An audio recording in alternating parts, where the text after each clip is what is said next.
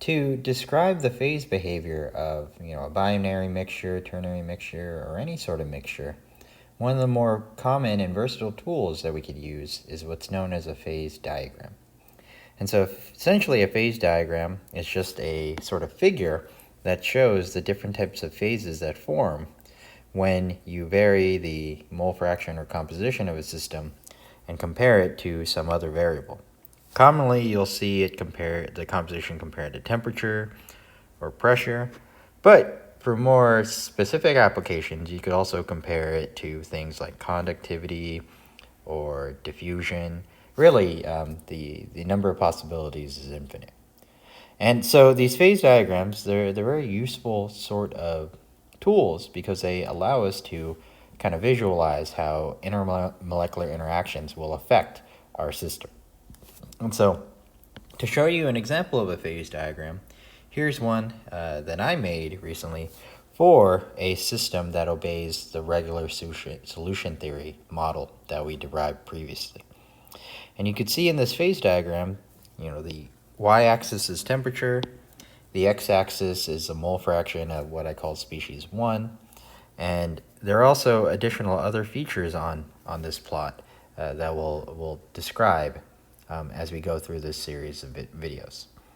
And so in order to kind of demonstrate the utility of a phase diagram and to understand what it's trying to tell us, what we're going to do over the next couple of videos is we're going to go through actually the steps required in order to develop the phase diagram that you see here. So to demonstrate utility,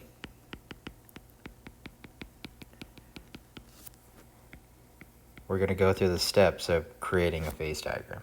So we will go through the steps of creating a T versus XA or mole fraction 1 phase diagram for a mixture that obeys regular solution theory.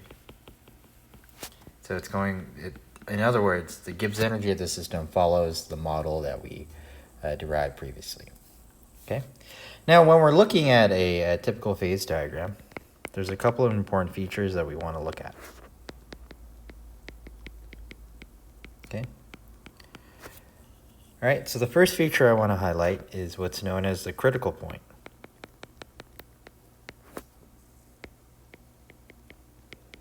Right? And so at this concentration,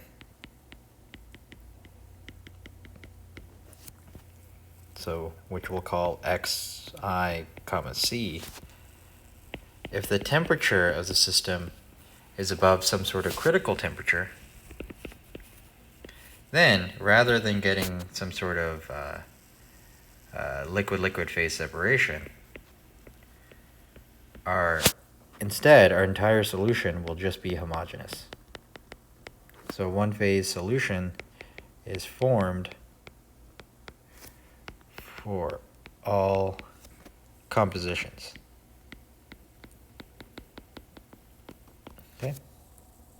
And so if we go back to this plot, the critical point is marked by this green diamond, right? And so what it's saying is that, here it's at this green diamond that's at about 0.5. And at that green point, it corresponds to a temperature of about 300 Kelvin. And so what this means is that if you're at a temperature above 300 Kelvin, no matter what, your system will never phase separate. You're always just going to have one phase.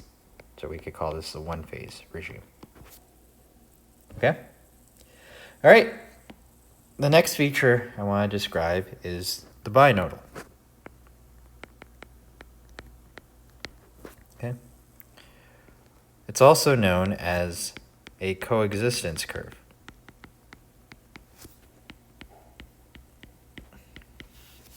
Okay? And so what the binodal does is it describes compositions of two phases. And so we could call it XA prime or X1 prime. Doesn't matter too much. Actually, I'll just call it XA to be consistent with what we did previously. And let me write it more cleanly. XA prime and XA double prime. And these compositions describe the two phases that coexist at equilibrium. If the temperature is less than that critical temperature. Okay? Right. And I'll also say any solution in which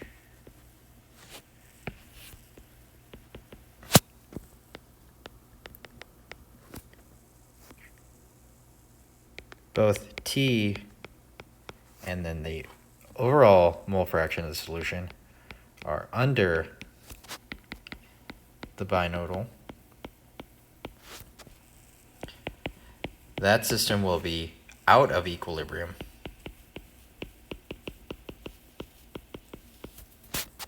until the solution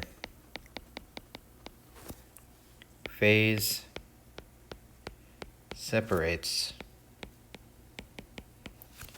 into XA prime and XA double prime.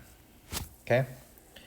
All right, and so what that means is on this phase diagram, the binodal is this blue line that's marked here.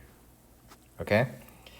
And so let's say we had a mixture that, when we put it together, it was, half species A, half species B. Right? And when we're above 300 Kelvin, it's all one phase because we're above that TC. But let's say we cool the solution down to 280 degrees Kelvin. When it's there, right, the system is now out of equilibrium. And so what it's going to do is it's going to phase separate into two phases in which the two phases correspond to the lines marked out by the binodal. Okay? So system goes here. And so instead of having one phase at 0.5 mole fraction, we now have two phases, one in which it's about 0.2 and another which is about 0.75. Okay?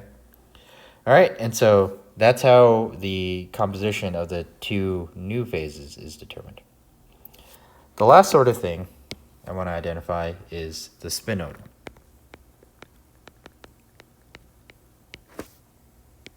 Also known as the stability limit.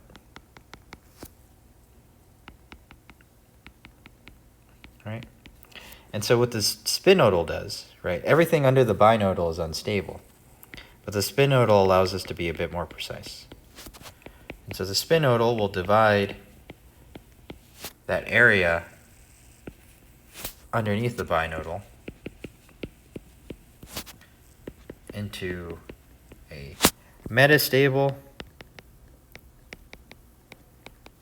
and unstable regimes.